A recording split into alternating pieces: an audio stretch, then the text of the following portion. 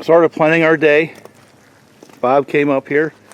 Figured we'd try to get some more woods time in before winter returns.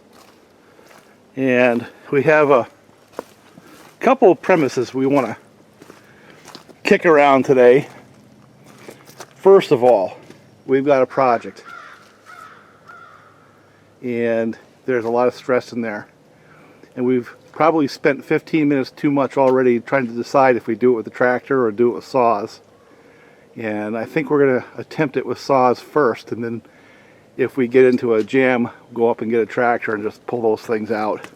Second thing is we're going to use all 562s today.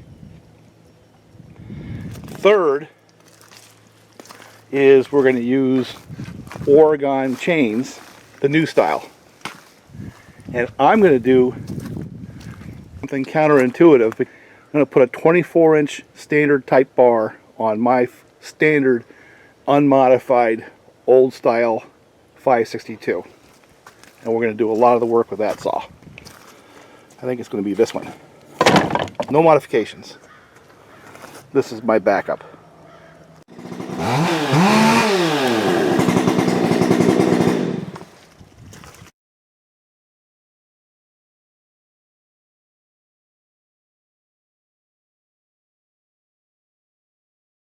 Alright. This was pieced together from several casualties. So that's the junk pile build? Yep. So we got one model saw, one brand, 60 cc's. This is a first for us. Never happened before. Yeah. The only difference between the saws is his is cleaner and prettier than mine. Well, with the exception of the junk pile build. We got to call this the one model mini. One model, one saw does all. Now this is kind of an ugly snag, and it's really highly stressed. And it's going to be very, very heavy too. You can't really see it with this camera angle, but that one limb is really bent up. Yeah, it's really stressed. Push back. Well, see, that's my nervousness, is how much is that going to come back on us? And I don't think it's going to come back as much as my original thought was, because it's such a heavy tree, and it's just one branch. Well, the other thing too is that there is a pretty substantial branch that's going right through the V and that other tree that it fell into. Yeah, so I won't let it go very far. It'll pin it. Can only go a little bit.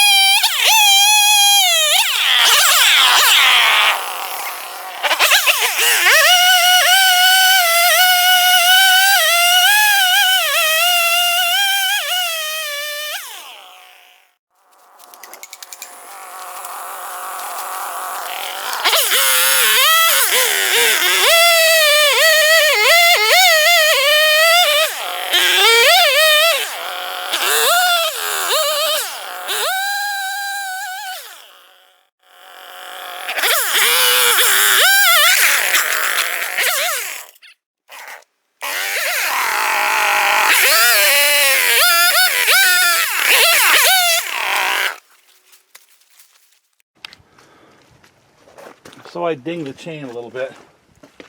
So not having another one for that bar, I've got to fix the one I have. You know, and the fact is, it's not everybody who's got a truck full of saws. Sometimes you just got to make what you have work. And we sort of stumbled into that situation right here. Let me see if I can show you what happened. Right there you can see burrs where when it threw the chain the sprocket went and dinged it up a little bit. The easiest way of finding them is just to try to lay it out in the bar and put it in the groove. And the ones that don't go in have burrs, you know. And when you find them, just take a flat file and take off the burr.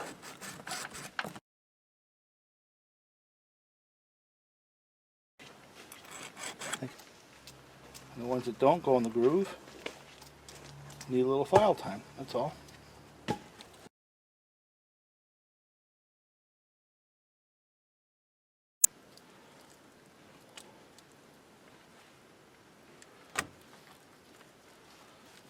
Turn it around a little bit. Make sure I get all of it tested.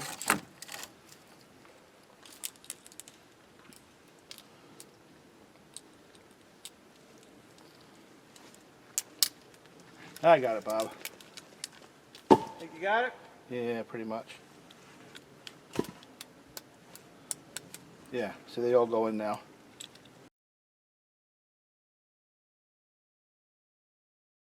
Yeah, this is it's an interesting project. We could make it more interesting if I had thought to bring the pole saw.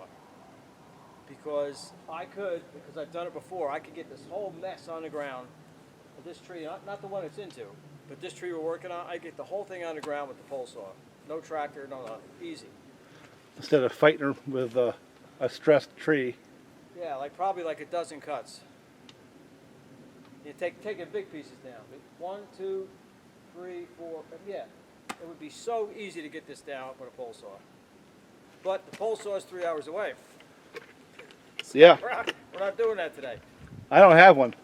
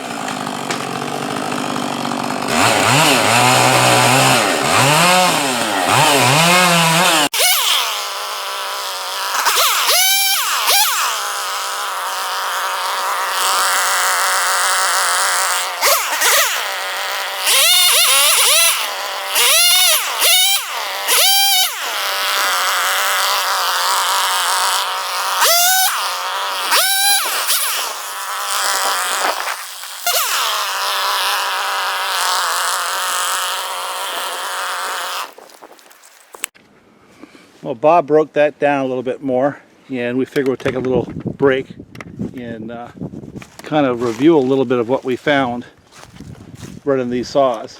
That works. I'll tell you, there's two things that come to mind for me.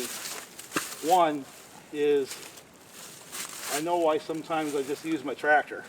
I didn't really come up with a good plan that was... A good plan? We didn't have any plan. Well, We just started hacking, which we got actually, we're not doing that bad, but this is really, that's a rat's nest that we're untangling there.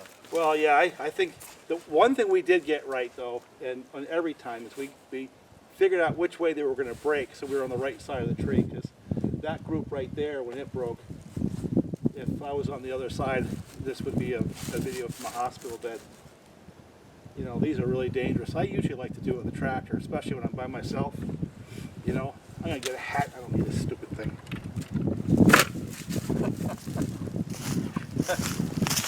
I don't know, you know, the amount of crap that's hanging up in the air, maybe we should leave the helmets on. I guess this will be edited out, this little blank spot here. Depends on what you say.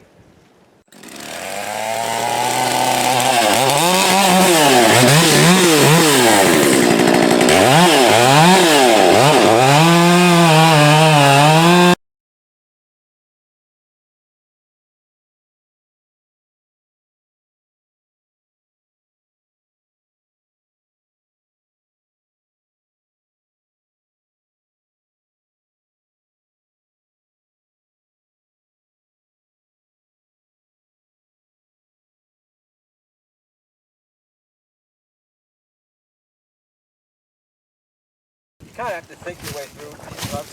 Yeah. Instead of just get kind of like rammed. There's something's under stress. But with the little breeze we got, you know, you can't get rammy-jammy because that's when you really have accidents. So. Well, one thing I can tell you is even though that's a heavy bar, I found there's some value in being able to reach and stay a little bit awake. The thing I found was that, now this is every bit 20 inch or better wood. No, that's 24. And yeah, and so observation one is these 562s got, yeah.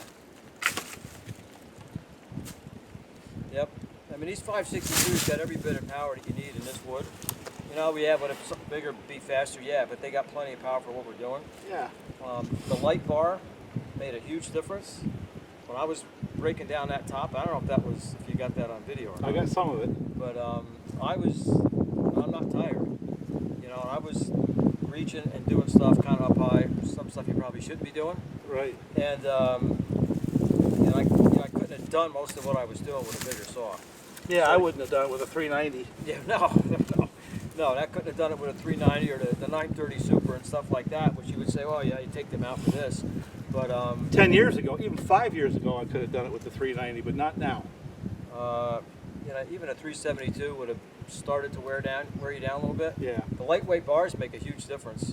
If fatigue is an issue and you're going to be doing a project like this, which is, we're not anywhere near being done, but the lightweight bars actually are worth getting. You know, these VersaCut aluminum core bars that we're trying out here. I'm not seeing yet. I'm not seeing any degradation in the edge on the chain yet either. Well, these chains are cutting sweet. there's no degradation, but the other thing is I've dinged that chain up and was able to bring it back.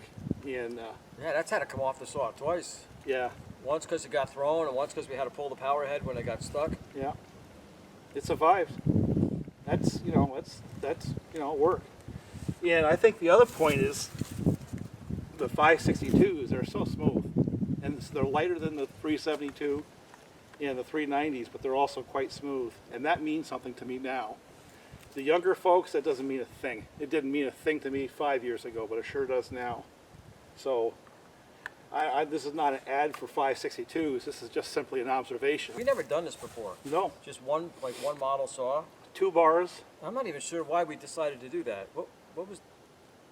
Well, I think part of it was we've always had that lingering thing where we always If you could only take one saw into the woods. right, and that was, and I had my 3 in the back of the truck because that's what I carry around all the time.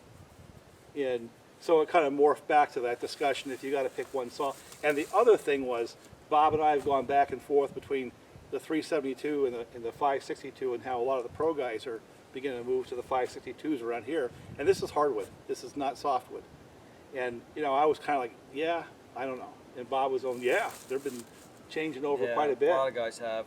You know, going through this, even the big end of this, you know, I guess if the question was, you know, the answer, I guess, it's like it's light enough for lemon, Right. but it's got enough power to go through the bigger end of this stupid tree here. That's we're going to be fighting with the rest of the afternoon. Right. But it can't do that. Now, yeah, obviously there's other saws, bigger saws that would be Faster. quicker on this end, Yeah. but then they'd wear you out on that end. I mean, this job here, I think is actually perfect to demonstrate that whole one saw thing, number one. Yep. The light saw thing, number two, especially with the light bars. But you know, one of the other things we were tossing around is how much do we care about a modded saw versus a stock saw? And you know, I kind of took the attitude, let me just take a stock saw and put the worst combination bar and chain, the heaviest bar and the longest bar and chain on this stock saw, and see if it performs. It's performing fine. And to be perfectly honest with you, I've got a fairly good running modded saw of my own, and at this point when you're in the middle of the job, you don't care. You know what I'm saying? You really don't care. They both cut good enough, and that stock saw with the 24 had some value in that I could get across that 24-inch log. And I didn't pick up the modded saw. I didn't even want to, because this was performing just good enough. So there's a theme there too, and I'm not quite sure how to quantify it yet in the video, but it's something that we've been kicking around for a while. How much is it worth to spend another $300-400 on a stock saw? Are you really going to get that much out of it? I mean, it's fun. It is They're fun. cutting a little bit quicker.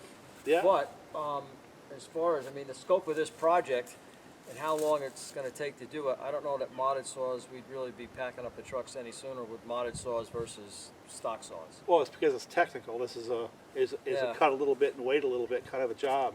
You just can't hack and slash. You know, I'm getting a little bit older, so I don't just have the same commitment that I did before. I want to cut and watch it for a little bit to see what it's doing. So what's a modded saw going to do for me there? Nothing. And that's kind of like the 800-pound gorilla in the room when we talk about this stuff. Yeah, I mean, if you got 15 guys and everybody wants to take the little measuring stick out and see who's got the longest, having the modded saws makes a difference. But when you're dealing with something like this here, it really doesn't matter. You just want to get the tree on the ground safely, and you want to cut and not stop cutting.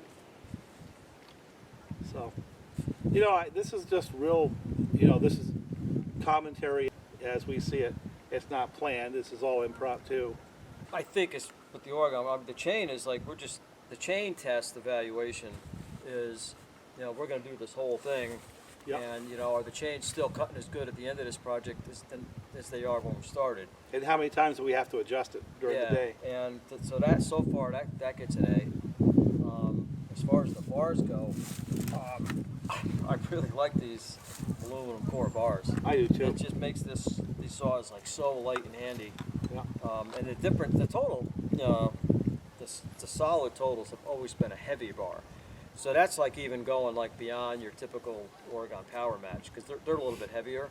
So we got kind of two extremes here, you know. And well, this is the 20, but on the 224s, it's like you said earlier, it's kind of a night and day difference when you pick. Oh, it's a huge difference. Yeah. Yeah. That's a nice combination. This actually feels about the same as a normal 20-inch bar, even though it's 24. I think we had done some analysis with the totals and come up to the same conclusion. But this, I think, is even lighter than the totals. I think it is. Yeah. You mean the light and tough totals? Yep. Yeah, it is.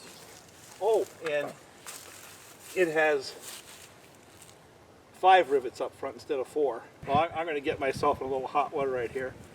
If I was to pick 2 Husqvarnas to put in the back of my truck, I think rather than do any analysis, action speaks louder than words. It's going to be the 562s and the 390. I have a 390 in there for a backup saw. Yeah. Am I supposed to? I don't know what reaction you're kind of hoping for, but I might go the other. I don't know if I'd need I might go on the other side of the 562 and do that 550 that I built. You know, that's something, especially up there. Yeah. Say this is like your midpoint, okay? Yeah. And you're saying, well, do we go bigger or are we going to go smaller? Okay?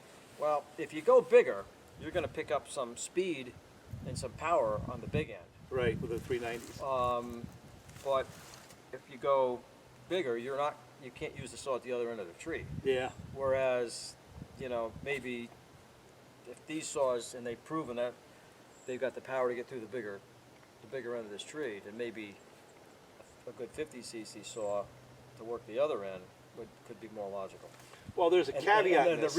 But the real thing is you want all three. Yeah. That's why we've got dozens and dozens of saws. But the special condition here is that really stressed tree. And a confession is I would normally just pull this out with a tractor and not deal with de-stressing it because I'm lazy. Just hook on the big tractor and yank the sucker till it's down. But not everybody's got a tractor like that. But here's the thing. This is a caveat, or this is a nuance that is actually new for me today. And that is, I don't move the way I used to move. I don't like getting too close to the trees. My ultimate old man saw would be great for doing a lot of that smaller diameter stuff, but you're in too tight because it's got a 16 or 18 inch bar. The light saw with that 24-inch light bar kind of give you that personal space where you can work in those high stressed areas. And that was really valuable today for both of us. You know, kind of being able to kind of reach in a little bit, still have the power to get something done, but have that lightweight, longer bar to do that kind of work. Now, yeah, this is not something I'm going to drag around the farm. My ultimate old man saw with a smaller, lightweight bar is going to do the bulk of the saw work. But if I was to choose right now of all the saws in the fleets, I would probably pick this configuration right now with that light bar to do exactly what we did here today. This was the right saw. And I guess where that's kind of apropos is we were actually thinking of doing this job with the McCullochs. And I'm thinking now, I'm glad we didn't. I am so glad that we didn't do that. That would have been a lot of work.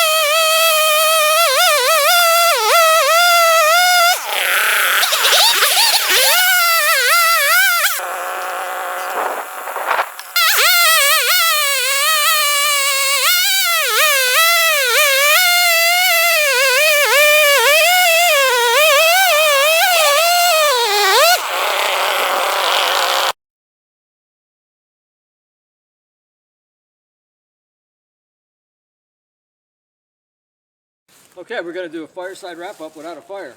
That's it. Start a fire today. Another first. Well, we didn't do any cooking. If Steve Robb is watching this, Steve, this Stone IPA is some of the best stuff I've ever had. My brother gave me a 12-pack of this for Christmas, and so I've been nursing them, you know, putting them out and kind of out in rations. So it tells you what I think of Walt to share this with anybody. Well, I appreciate that. I sure do. So, all right, Oregon product first. Yeah. The two I ran, the 20-inch was all new today. it only stretched just a wee bit. All right, had to tighten it once. This 24 that I was running, this is the same exact bar and chain that was in the last video that was on that 372. I didn't adjust this at all. We didn't run it that much the other day, so this has actually been good. And almost these lightweight bars to me are really sweet. It almost skews the other evaluation we're going to do on the 562s, because 562 was a nice light saw for what we were doing, and these lightweight bars made them even more comfortable to run. The contrast would be that thing, that total bar, which really wasn't that bad. Well, yeah, but it's like and that was a brand new loop. A brand new loop, but this thing here I don't think was oil.